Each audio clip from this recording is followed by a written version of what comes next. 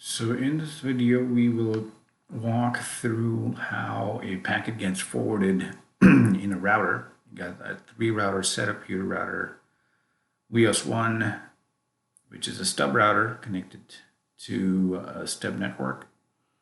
Router 2, a transit router connected to 2 networks, both are transit. And another stub router, WEOS3, connected to a stub router network, which is 30. So our transit links are 12, connecting to 1201 on this interface, 1202 on Ethernet 0 here, and then 2302 on Ethernet 1 and 2303 on Ethernet 0. So we're looking at the routing table of all 3 of the routers. And you can see all 3 routing tables are connected routes. Now, what will happen if WEOS1 is going to send a packet and try to reach WEOS3 30 network? Let's try that. So I'm going to say I'm in an edit mode, so I'm going to type run ping 30. The address here is 3333, so it's 33.3, and it says network is unreachable. Okay, so I know I'm connected to this guy, so I'm going to forward the packets to him and let him figure out what to do with it. So I'm going to say set protocol static route, and I'm going to say I want to have a static route for 30, any 30 networks. So here the destination network that I'm trying to reach is 33.3/24, but I'm going to create a route to say any 30 network. So for any 30 network, I'm going to say /8. Next hop is going to be my connected router, 12002. And I'm going to commit this, and I'm going to do run show IP route, clear it up, and I have that static route for this destination network. All right, and let's try to ping now. Now it's at least sending the packet, right? It's at least forwarding it to him. Let's see what this guy has to say about it. Run. Let's exit out of the edit and say monitor traffic interface any, and you see that it's receiving a packet from 12001, which is this guy, 12001. He's receiving the packet destined for 3333, but he has got no clue what to do with it. Okay, so let's kill him for a second, and then let's kill this guy too. Let's make sure that we have put a show IP route, a route for 30 in our router, but does this guy know how to reach the 30 network here?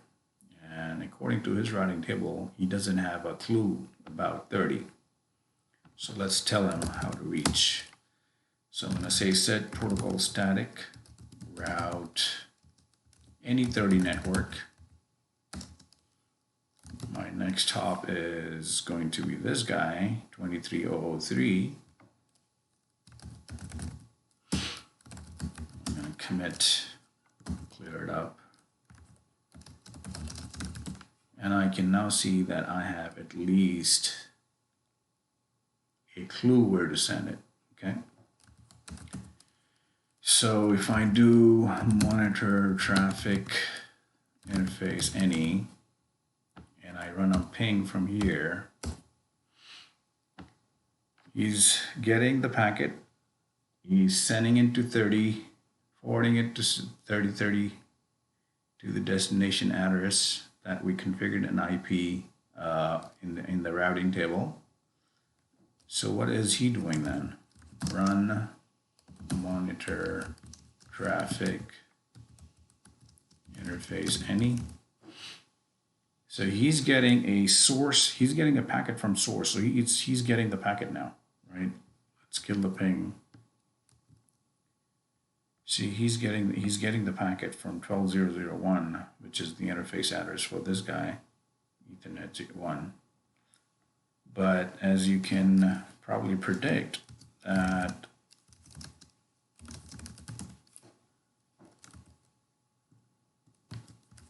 he has no clue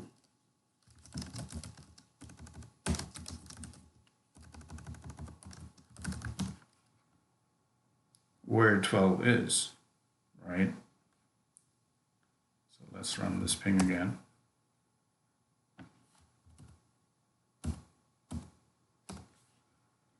He's getting a packet from 12.0.0.1, but he has no clue when he gets the packet sourced with 12, the network 12.0.0. He doesn't know where to send it because the routing table doesn't have that information. So let's give him that information. Set protocol static route any 12 network. Send it to this guy. And this guy is 23.0.0.2. And then now see, he's sending the response back because in his routing table, the information now exists about the sourcing of this guy, okay? So now you got a full end-to-end routing happening between the source and the destination address that you're trying to reach. So anytime you're trying to route a packet, you got to figure out and think from a source perspective, what's the source address that packet is taking, how many hops it's going to take. This hop, does it know about the source? Does it know about the destination? And show IP route. The source was 12, so he knows about the 12 by connected because he's connected, and he knows by the destination by a static route that we configured. Now, and then same with him. He knows the source by a static route and the destination is connected. Now take this example one step further and let's try to ping. So you can reach it, right? So let's try to ping 30, the same destination network, right? But let's try to give a different source. By default, he's taking this source. And why is he doing that? Because of this route. Because I'm telling him that if you want to go to 30, go through this network 12, go through this interface 1, and interface 1 is 12.0.1. So that's the default source address. Now, what if I give him a different source address? So I'm going to say ping interface, take the source address of 10, 10, 10, 10, this guy.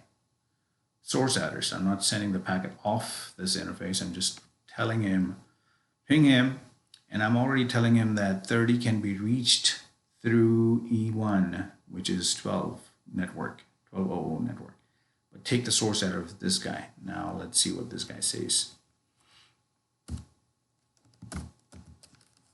Monitor traffic interface any. There you go. He is now getting a packet with the source address of 10, 10, 10. And not only does he not know where to send the packet back with this source address, even this guy doesn't know where to send it back. And show IP route, if you do show IP route, he can forward the destination address to him, right? It's getting to him. Now, when let's say when this guy figures out how to send it back, he'll send it back to him with the destination address of 10, right? He still doesn't know where 10 is. So let's do that. Let's tell this guy where 10 is. Show IP route. there's no 10 information, so I'm going to configure set protocol static route, any 10 network. Next hop is my next connected router, which is 2302. Okay, so now he's got the static route for 10 as well and 30 as well. But we still would not be able to reach we are still not getting the reply back from him. Why? Monitor traffic, interface any, right? He's getting the source from him, and then he's saying, oh, now I know how to get back to Tem by sending the packet to this guy. So what is he doing?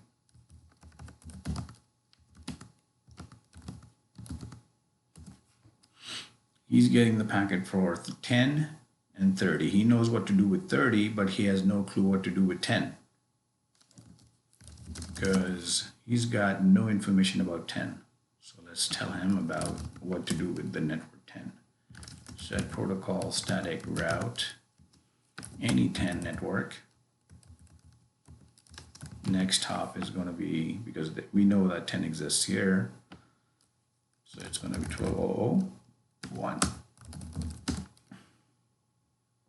Bingo.